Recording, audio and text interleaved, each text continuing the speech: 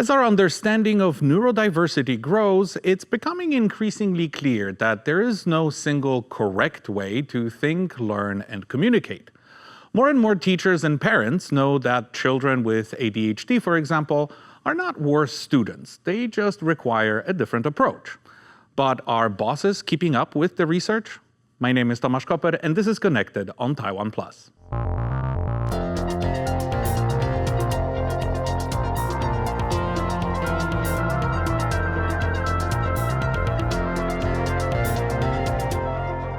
To talk about designing workplaces that don't just accommodate but embrace differences and what that does to a company's bottom line, we welcome Dr. Ting-Fai Yu, Diversity, Equity, and Inclusion, or DEI consultant with experience spanning Asia and North America.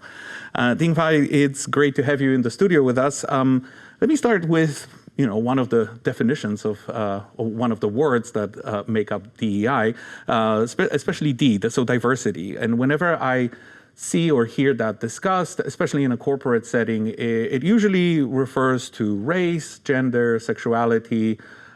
So how much is neurodiversity part of that conversation, or is it at all? So when we are talking about DEI, we're actually talking about three very different things, right? When we talk about diversity, we are talking about representation of people of different backgrounds and how to get these people together to work effectively as a team or as an organization.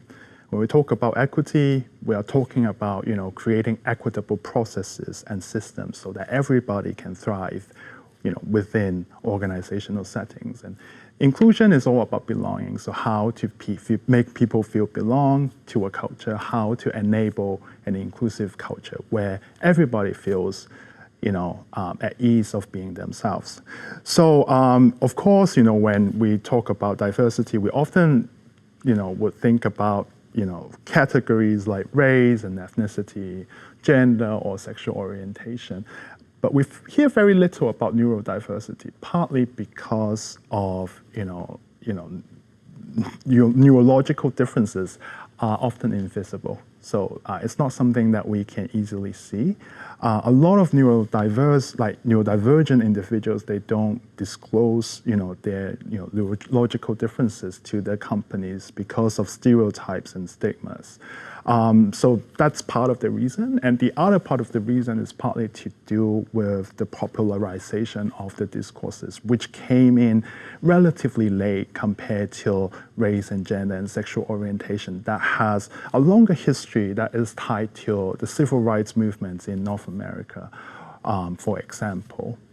So what's in it for the companies? Why should companies care about having DEI policies and including everyone, including neurodivergent people? Wow, so that's a great question. So globally speaking, about 20% of the population are neurodivergent. So we are actually talking about a huge segment of the population. Okay, so if you are not intentionally including neurodivergent people in your workplace policy or recruitment process, you're actually excluding a lot of potential talent. So that's one thing. A lot of studies have actually also demonstrated that neurodivergent employees, they can actually bring in a lot of values to their teams, to their organizations. The principles of diversity and inclusion is actually that the more diverse the team, the better business outcomes are. And there are a lot of studies that have demonstrated that. Studies arguing for business innovation as well as productivity. And the same case applies to neurodivergent employees. If the environments are designed for accessibility and inclusion, neurodivergent people can really thrive and create values to companies and to teams. For example, like people with autism and ADHD, a lot of studies have demonstrated that they can focus really well and they can identify patterns really well, compared to neurotypical employees. If they were given the ideal environments where they can feel comfortable and at ease at work. So, speaking of environments, and let's start with the macro level. I said that you have experience spanning North America and Asia. Do you see any differences in how companies in those regions approach the issue? Well, so I would say that like the idea of neurodiversity, of course, it was like originally developed in North American, like in the Western context, so to speak. Therefore, there's a lot more attention and support devoted to that, segment of population in the workplace as well as in the community. So, employees resource groups like in Western countries, for example, they are way, way more prevalent compared to Asian ones. So that's one thing. But if we were to approach that from an intercultural perspective, like intercultural specialists would often, tell you that Asian cultures are high context cultures, right? And also collectivists, in the sense that I think especially in East Asia, in Taiwan, for sure, but also in Japan and South Korea and other places as well. Culture seems to play such an important part. Whether you're a culture fit is one of the criteria, right? Whether you will get hired or not, whether you will get promoted or not. So there is a strong emphasis on people's ability to fit in, a uniform collectivist culture, whereas in Western societies, individualization is more valued in a lot of ways. So this is one of the reasons why, like, the discourses surrounding neurodiversity are more prevalent in the Western context compared to Asia. And when we talk about support for neurodivergent individuals, flexibility is key, because we all function, we think, we focus differently. I am neurotypical, but I hate background music, for example. It's very distracting, and I'm sure a lot of people do as well. So flexibility is key. But if you are in a highly uniform, highly collectivist, highly hierarchical culture, that creates problems for people who need their own spaces. Okay, let's zoom in on that a little. How do we then design better workspaces, better offices that can accommodate the needs of neurodiverse employees, but also just preferences? Like you said, you don't like background music. I can't work without music. Yeah. Flexibility, as I said, flexibility is key. So accommodation. So we need to recognize that there's no one-size-fits-all models. I mean, we all operate differently, we work differently. Like an open plan office assumes everybody has the same working preferences and styles, which is not true, definitely not true.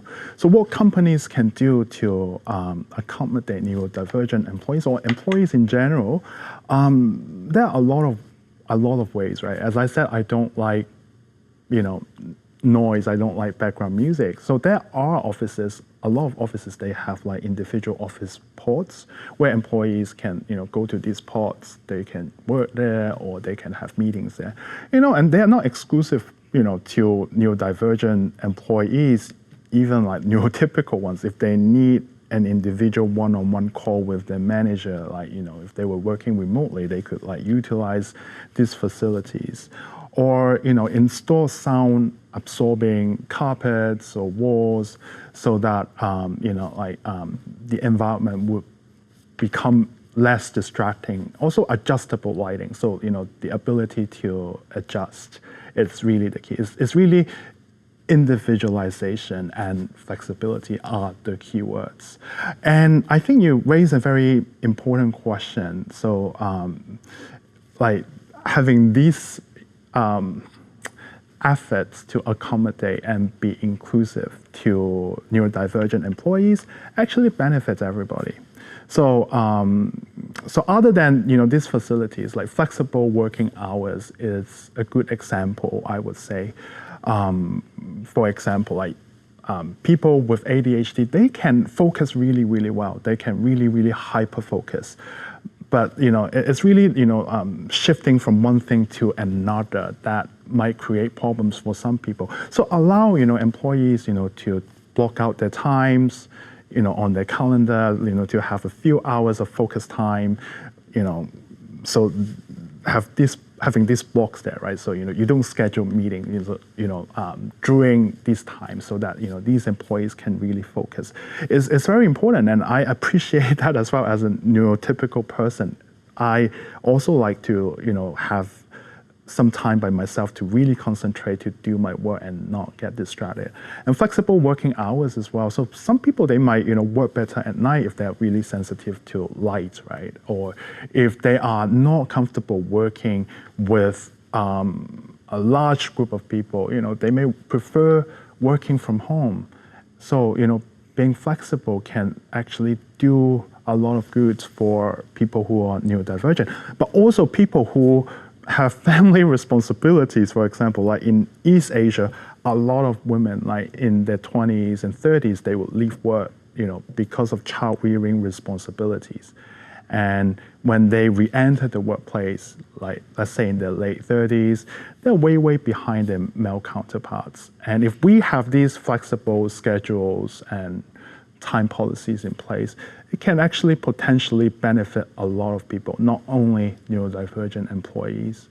Well, it sounds like you're describing a place where I would love to work. Not that R is lacking in any way, but before employees get to go to work, go to an office, they have to go through recruitment, and neurodivergent individuals very often struggle during that process. How would a more inclusive recruitment process look like, in your opinion? Well, in my opinion, again, flexibility is very important. And also, don't assume people, function in the same way as you. I feel very comfortable, having eye contact with you because we know each other, and it's actually something that we do socially. Like for most people, right? It's the social norm. We have these etiquettes. We have these social cues. If you are talking to somebody, you need to look, in the eye of that person to signal that you are engaged, right? But it doesn't work for everybody. Some people don't like to, engage in eye contact, or some people who are not so sensitive to social cues. I use my hands a lot when I talk. Is a way to kind of create visual narratives, right? But there are people who are unable to read these cues, right? So during the recruitment process, flexibility means creating options, okay? So, like if people are not comfortable having like a one-on-one conversation, like an informal conversation, maybe it's, good to offer alternative formats, having, like a, self, like DIY video, self-introduction, to present oneself, or, other, utilizing other mediums to present oneself for, self-introduction is one way to do it. So like, as I said, like informal conversations, right? Like, may not work for everybody. So, have structured interviews, have a set of structured questions and share them in advance so that people get to prepare and they know what to expect in clear language. So like in Asian culture, like intercultural specialists would tell you that it's high context. Like you need to read the air, right? You need to understand, the unspoken rules and non-verbal communications. But be very sure about your intention. If you are a hiring manager, or if you are, in human resources, what are you looking for? Are you looking for someone who can, do their job well, or are you looking for someone who perform really well socially? So be clear about your intention. If it is the former, then focus on the skills rather than social performances. And also, some companies, they do work-based assessments, in the interview process, like simulation, to actually assess, what the candidate can do, like under particular circumstances. So these are ways that can minimize biases, to really focus on, the skills that the person can contribute rather than how they perform, in a formal occasion. So I want to pull on that communication thread a little more, and beyond recruitment, how can we improve the ways in which we communicate in workplaces and offices that benefit not only neurodivergent individuals, but also everyone? Everyone has a different communication style after all. Yeah, so again, flexibility. So in this context, flexibility means multiple communication channels.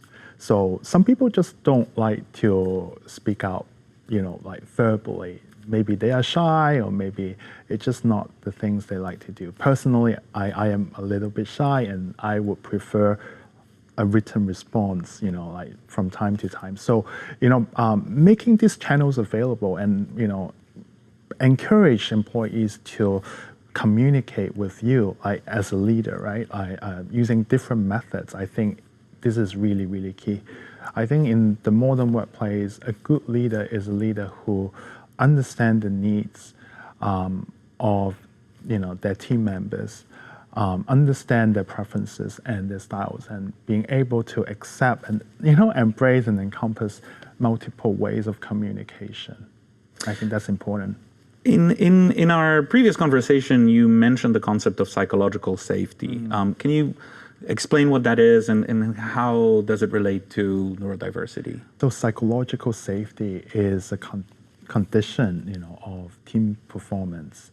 So it was, research, for decades by the Harvard Business School professor Amy Edmondson, and the concept actually gained a lot of traction in the last 10 years or so, because Google conducted a research project called Project Aristotle. So they wanted to find out what makes the perfect team. And psychological safety is one of the 5 factors, and the most important one, of determining, a team's success. So psychological safety means that everybody feels comfortable speaking out, within a team. So they don't fear retaliation from their leaders if they say something wrong, or if they make mistakes, right? So it's really a condition where everybody feels safe, where everybody feels trusted. So, and it is so important nowadays. A lot of companies, they have, specialized programs and trainings that trains teams to be psychologically safe. So, like traditionally, let's say like decades ago, a lot of teams were not psychologically safe. And within teams, right, it was usually the minorities, like women, like racialized people, neurodivergent people, people with disabilities who, did not feel safe because, it was difficult for these people to, fit into the culture, right? So psychological safety is so important in the discourse of DEI in general and neurodiversity in particular, because speaking out, being able to voice one's opinion, as I said, it's not for everybody. At least, like verbally, being able to verbally do it is not easy for everybody. So leaders, what they should do again is to really encourage, like constantly, to create the norms and create the cultures of acceptance, to encourage employees to speak out in whatever format and in whatever ways they feel comfortable. So acceptance and flexibility, flexibility and flexibility.